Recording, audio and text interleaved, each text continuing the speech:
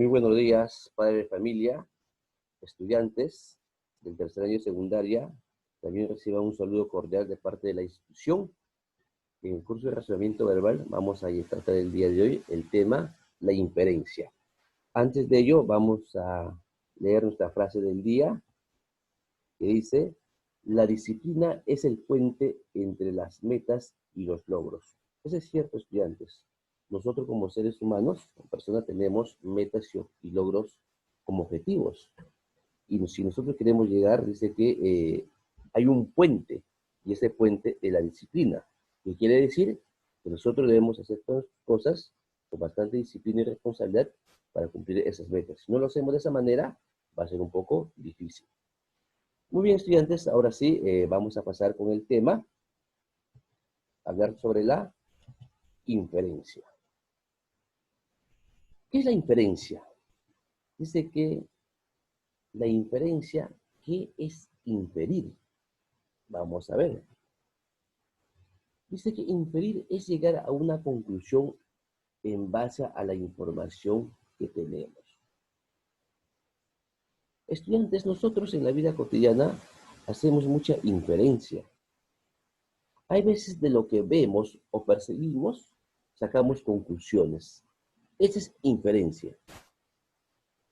O por ahí pasó alguien y empiezo a pensar cosas y saco una conclusión.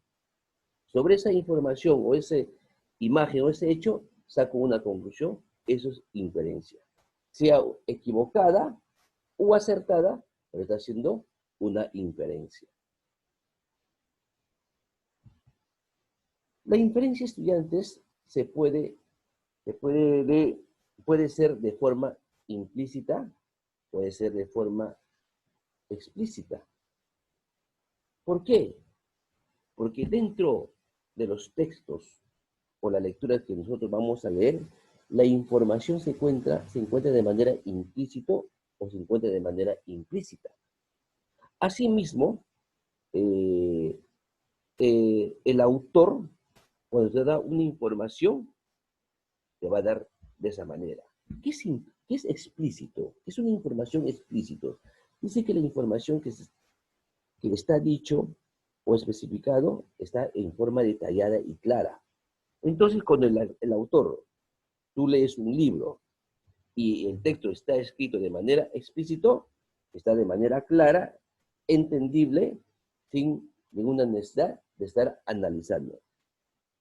Pero cuando la información está de manera implícita, dice que es una información que está incluido, pero sin ser expresado de forma directa o explícitamente. ¿Qué quiere decir esto? Que la información, el mensaje está ahí. Solamente yo tengo que analizarlo para poder entenderlo, ¿no? De qué se trata. Está de manera implícita. A diferencia de manera explícita, que es la información, ¿sí? Está puesta, está clara. Entonces encontramos en los textos ese tipo de escrituras, de manera explícita y de manera implícita.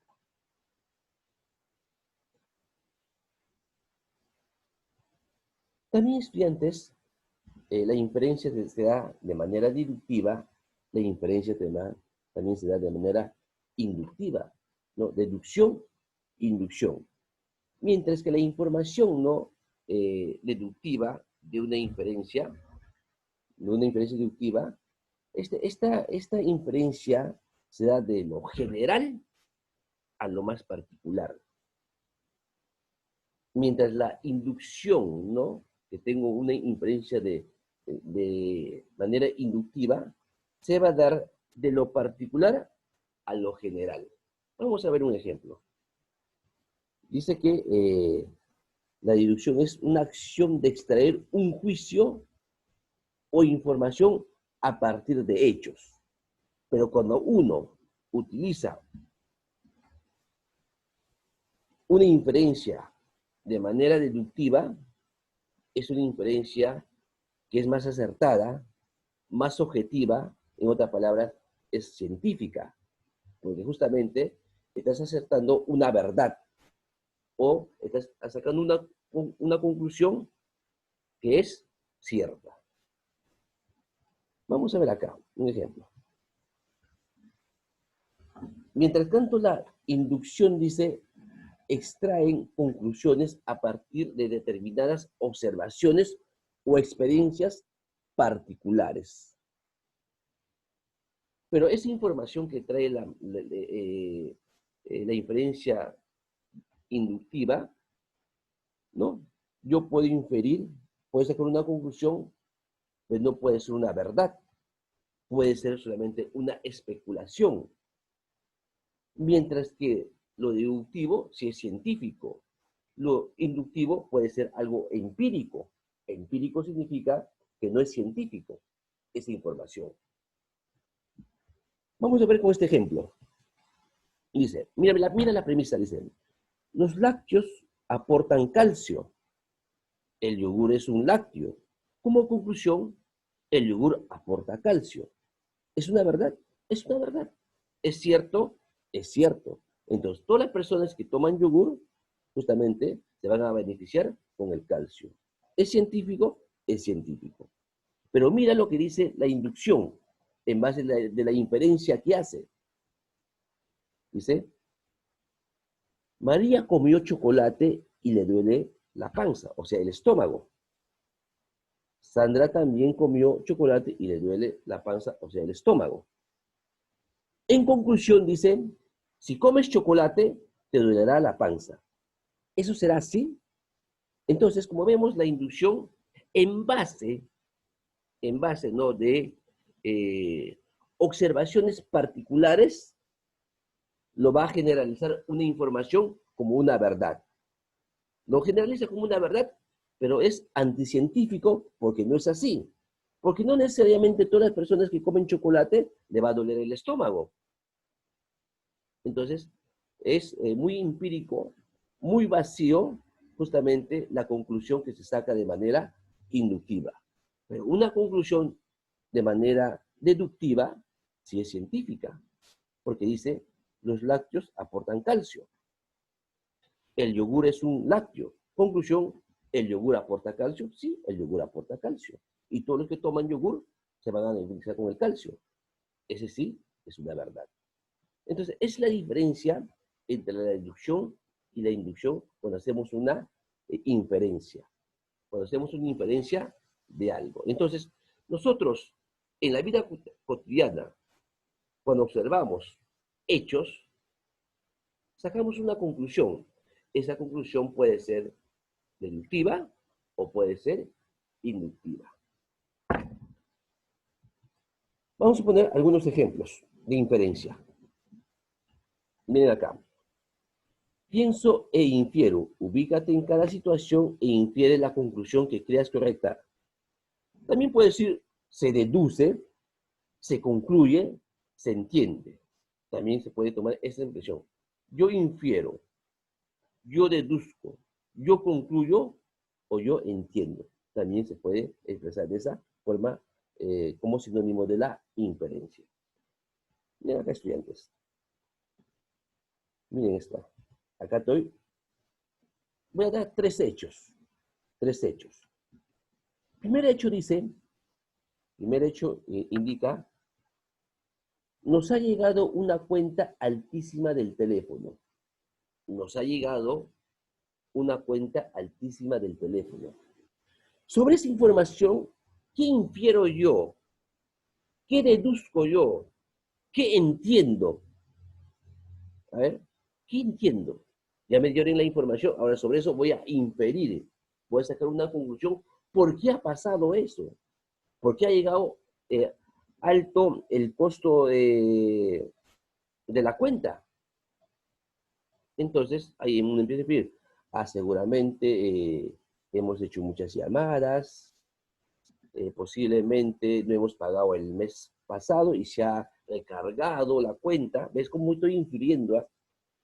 Tal vez se han equivocado o no en ver el estado, ¿no? de registro, ¿no? de los gastos de teléfono, se han equivocado la empresa y tantas cosas yo puedo inferir.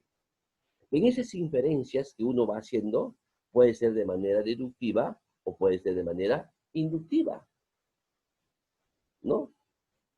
En este caso, yo puedo inferir que ha habido muchas llamadas. ¿Nos ha llegado una cuenta altísima de teléfono?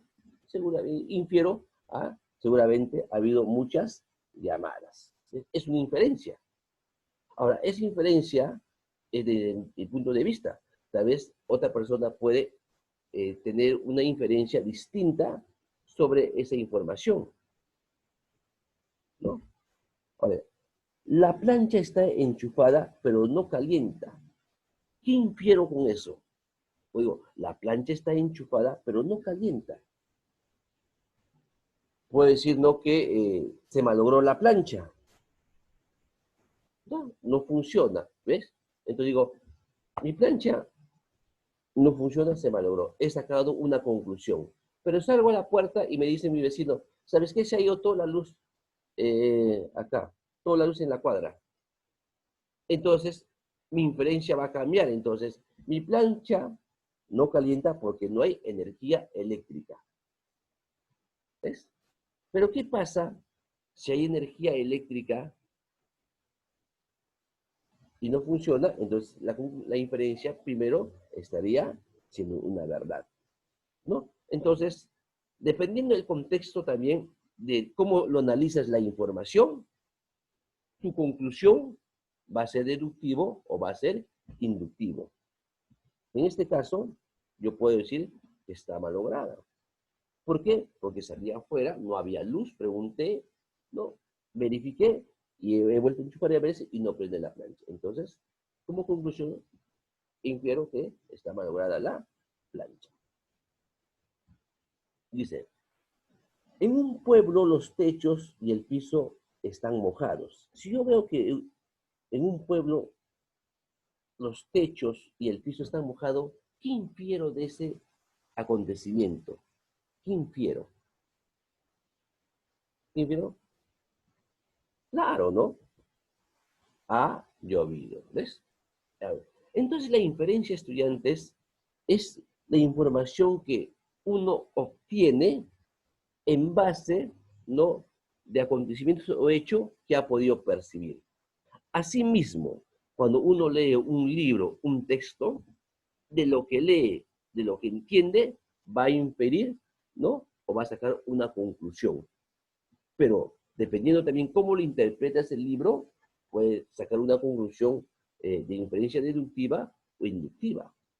Entonces también hay que tomar en cuenta este criterio, ¿no? Muy bien.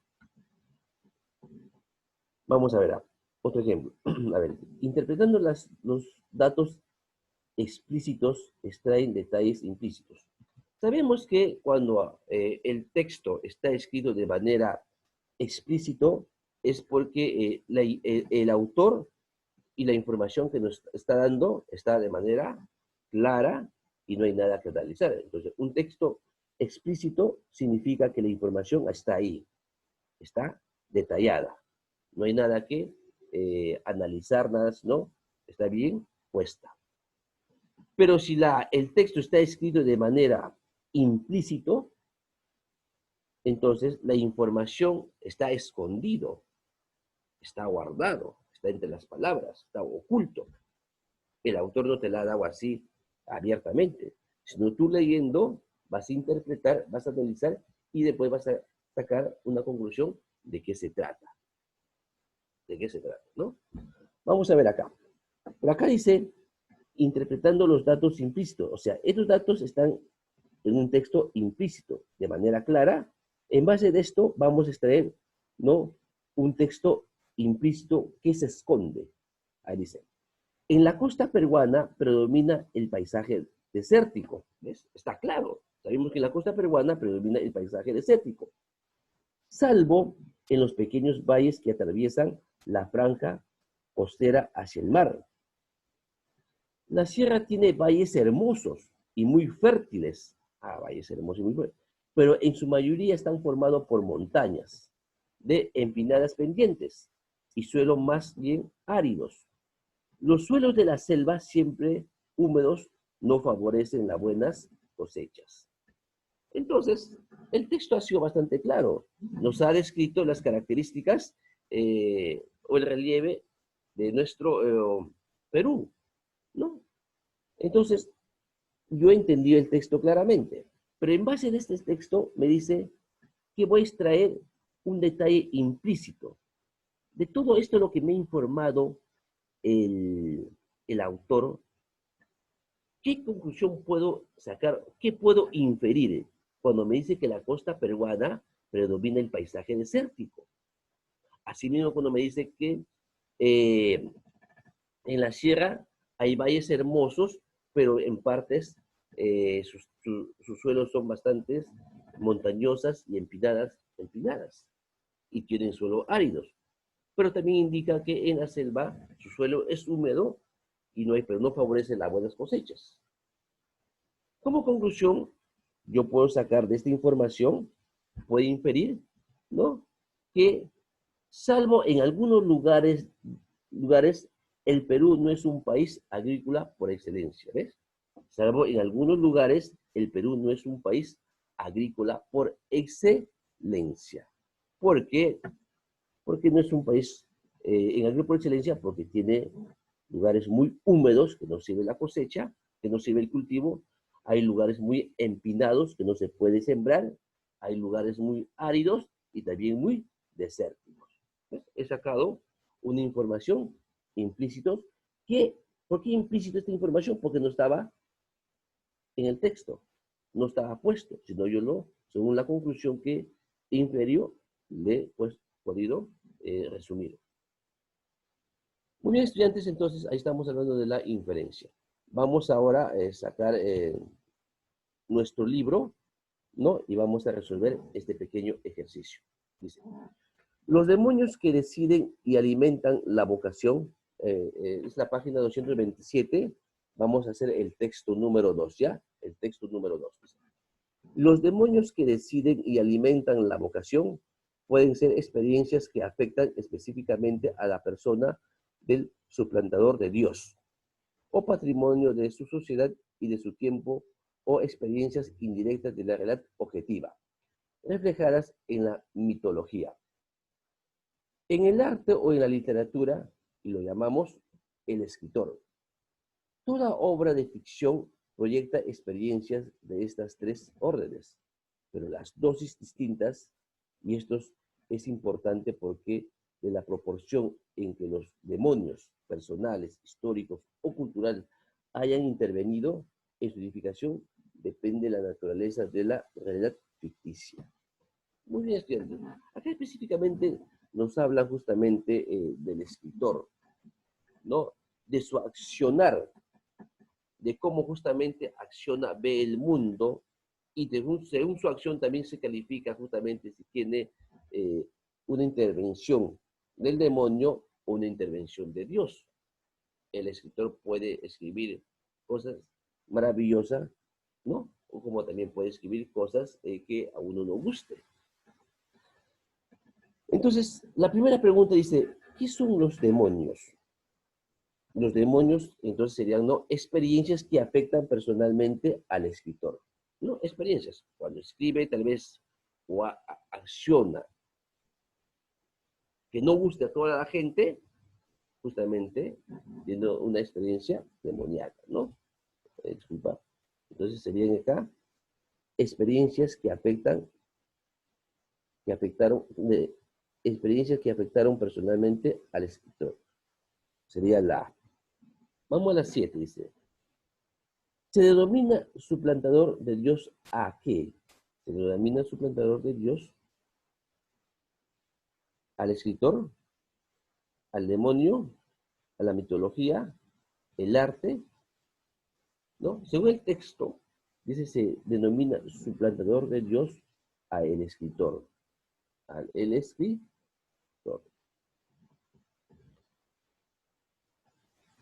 8. Proyecta experiencias de las tres órdenes instauradas. Entonces, ¿cuál proyecta experiencias de las tres órdenes instauradas? Toda obra de ficción. Toda la obra de ficción. Está claro ahí. Está claro, ¿no? Toda la obra de ficción. Se infiere del texto que los ángeles son, se dice, se infiere del texto que los ángeles son seres siniestros, seres celestiales que nos protegen, seres mitológicos que dan vida a nuevas historias, o seres que pueden ser suplantados, o seres que existen solo en la mente del autor. ¿Cuál sería en este caso, según el texto? Se infiere del texto que los ángeles son seres que pueden ser suplantados. Seres que pueden ser suplantados. Muy bien. La 10, ustedes lo van a trabajar. La pregunta dice, según el texto, el término mitológico es. Según el texto, ¿qué es el término mitológico? Eso ustedes ya lo realizan. Muy bien, estudiantes, la clase sería hasta ahí. Cualquier duda que haya, ya en la asesoría lo vamos a ver. Muy bien, hasta ahí sería la clase. Muchas gracias. Permiso, y no se olviden no realizar la tarea del libro respecto al tema que hemos tratado, ¿no? Ya saben, ya el número, todo, ya hay que trabajar y hay que presentarle hasta las 5 de la tarde.